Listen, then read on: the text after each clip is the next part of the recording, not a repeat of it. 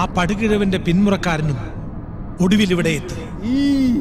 കേമനാണ് മായാപുരയിലേക്കുള്ള വഴിയും ദിക്കുമെല്ലാം ഇവനറിയാം. അറിയുന്ന ഒരാൾ എന്നെങ്കിലും അരികിൽ വരുമെന്ന് നമുക്കറിയാമായിരുന്നു. കാലാകാലങ്ങളായുള്ള നമ്മുടെ സ്വപ്നം ഇവനിലൂടെ ആവും സാക്ഷാത്കരിക്കുന്നത്. തീർച്ചയായും കൽപ്പിച്ചാൽ. ഇന്നേക്ക് 3-ാം രാവിന്റെ 4-ാം യാമം മായാപുരിയിലെ സഹസ്രാര പത്മത്തിന് നടുവിൽ പ്രഭാപൂരിതമാവുന്ന ജ്യോതിർമയ ഗോളം അത് തട്ടിയെടുത്ത് നമ്മുടെ കാൽ കീഴിൽ വയ്ക്കുന്ന നിമിഷം നാം മാത്രമാണ് സർവലോകാധിപ. രുദ്രകർമ്മ, വൈകിക്കണ്ട, വേണ്ടതെല്ലാം ചെയ്തോളൂ. നടക്കടാ.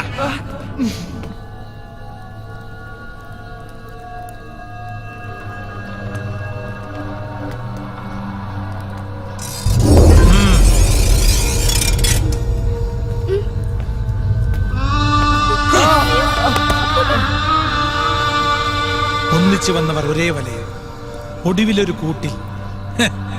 അതാണ് ഈ മാന്ത്രിക ലോകത്തെ മായാതന്ത്രം.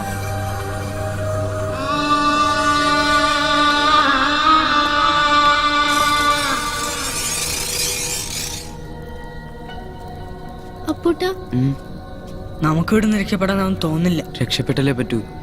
പക്ഷെ നമ്മളെ കൊണ്ട് അവരുടെ ആവശ്യം എന്താണെന്ന് എനിക്ക് മനസ്സിലാവുന്നില്ല. എനിക്കറിയാം, മായാപുരിന്ന് പേരുള്ള ഒരു ലോകമുണ്ട്, ദൂരെ എങ്ങോ ആണ്. അവിടേക്ക് പറഞ്ഞു വിടാനാ അവര് നിങ്ങളെ തട്ടിക്കൊണ്ടു വന്നത്. നിങ്ങൾക്ക് പോവേണ്ടി വരും, അത് ഉറപ്പാ. പോകാൻ പറ്റിയില്ലെങ്കിലോ? അങ്ങനെ ഞാനും പറഞ്ഞതാ. ഇത് കണ്ടോ, ക്ഷുദ്രജീവികൾ കടിച്ചു മുറിച്ച പാടാ ഇതൊക്കെ. ഞാൻ പോയതാ. കത്തുന്ന ചൂടും വിഷപ്പുകയൊക്കെയുള്ള വഴിയാ അത്. ആ വഴി പകുതി പോലും പോവാൻ എനിക്ക് കഴിഞ്ഞില്ല.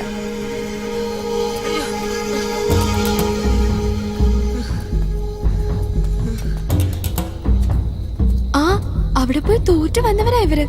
അപ്പൊ പോയാലും തോറ്റു മടങ്ങിയാലും ശിക്ഷയുണ്ടാകും. വിജയം മാത്രമാണ് രക്ഷ.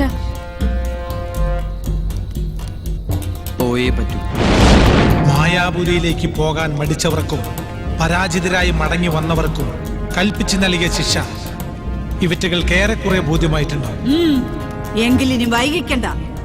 കാലാകാലമായി നാം നമ്മുടെ കൈപ്പിടിയിലാക്കാൻ ശ്രമിക്കുന്ന മായാപുരിയിലേക്ക് പോകട്ടെ ഇവറ്റകൾ. അതെ, ആ ലോകത്തെത്തി ജ്യോതിർമൈഗോളം തട്ടിയെടുക്കാൻ വഴിയും മാർഗവും അറിയാവുന്ന നീ തന്നെയാണ് ഉത്തമൻ.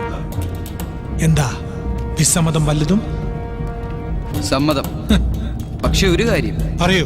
എന്റെ കൂട്ടുകാരെയും മുത്തശ്ശനെയും മാത്രമല്ല, ഇവിടെ തടവറയിൽ പുറലോകം പോലും കാണാതെ എടുക്കുന്ന തടവിലാക്കപ്പെട്ട കുട്ടികളെല്ലാം വിട്ടുവരുമെന്ന് ഉറപ്പ് തരണം.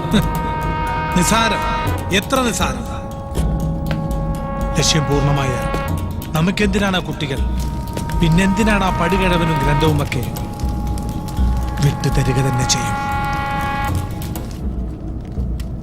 ഇനി എന്തെങ്കിലും? ഇല്ല. പോയി വാ. 7 നാൾക്കകം തിരികെ എത്തണം. വരുമ്പോൾ കയ്യിൽ പ്രഭാപൂരിതമായ ജ്യോതിർമയ ഗോളം. ഇതാ നാം സ്വപ്നത്തിൽ കണ്ടു കഴിഞ്ഞു. മുത്തശ്ശ, രക്ഷപ്പെടാൻ മറ്റു വഴികളൊന്നുമില്ല. അതുകൊണ്ട് മായാപുരിയിലേക്ക് പോവാൻ ഞാൻ തീരുമാനിച്ചു. മോനെ,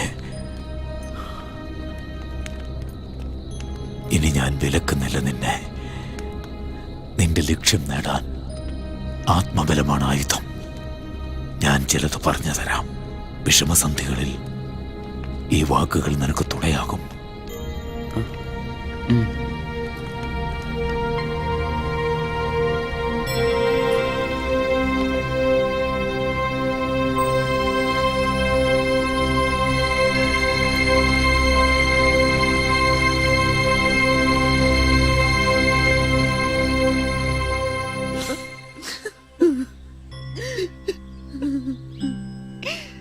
അമ്മേ, ഒരിറ്റു വെള്ളം പോലും കുടിക്കാണ്ട് ഇങ്ങനെ ഒരേ ഇരിപ്പിരുന്നാൽ എങ്ങനെയാ?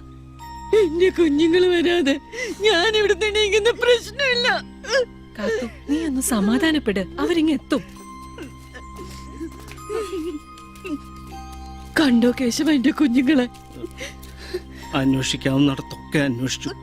അമ്മ വിഷമിക്കണ്ട, അക്കരയിന്ന് പോലീസ് ഇപ്പൊ എത്തും.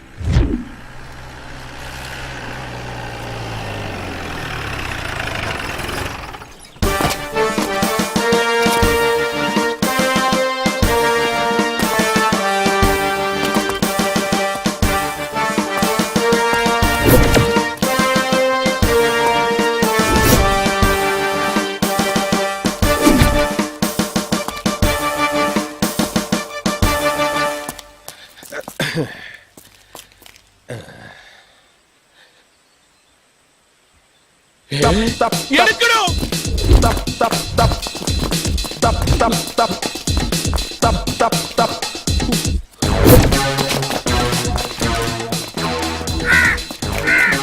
പോയോ? പോയി സാർ. അങ്ങനെ എപ്പോഴും എന്നെ പറ്റിക്കാമെന്ന് വിചാരിക്കണ്ട. Come on. ആരും അടുത്തേക്ക് വരരുത്, ആരും പുറത്തേക്കും പോകരുത്. Sorry sir. ഞങ്ങൾക്ക് നിങ്ങളോട് ചിലത് ചോദിക്കാനുണ്ട്.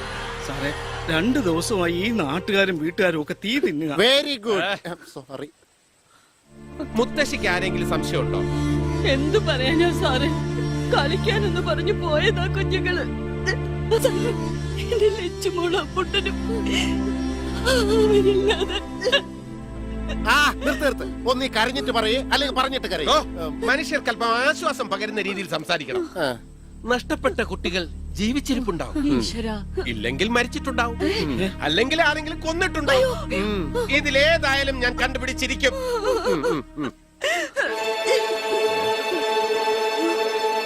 മോർണിംഗ് വന്നേ. എന്താ മോന്റെ പേര്? ഈ കാണാതായവർ മോന്റെ കൂട്ടുകാരാണോ? എന്നിട്ടെന്താ മോൻ അവരോടൊപ്പം പോവാത്തത്? എനിക്ക് പേടിയാ സാറേ അവിടെ പോവാൻ. അവിടെ പോകാനോ? എവിടെ പോകാനാ മോന് പേടി? മോൻ എന്തിനാ പേടിക്കുന്നത്? ആരെയാ പേടിക്കുന്നത്? അവിടെ ഒരു പൊട്ടക്കണ്ണനുണ്ട് സാറേ. പൊട്ടക്കണ്ണനോ?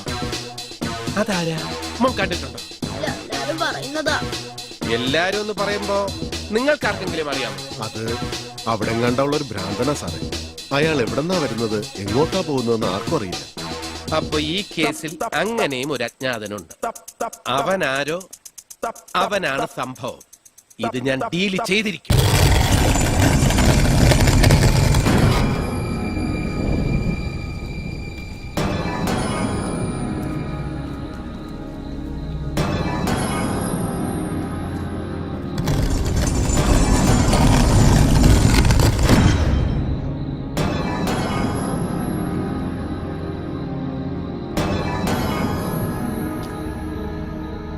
ഇനി എങ്ങോട്ടാ?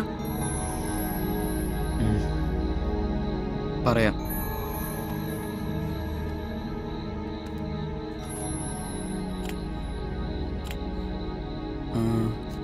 ഇവിടെ എവിടെ ഒരു വഴിയുണ്ട്, ഒരു പാലമുണ്ട്. പാലമോ?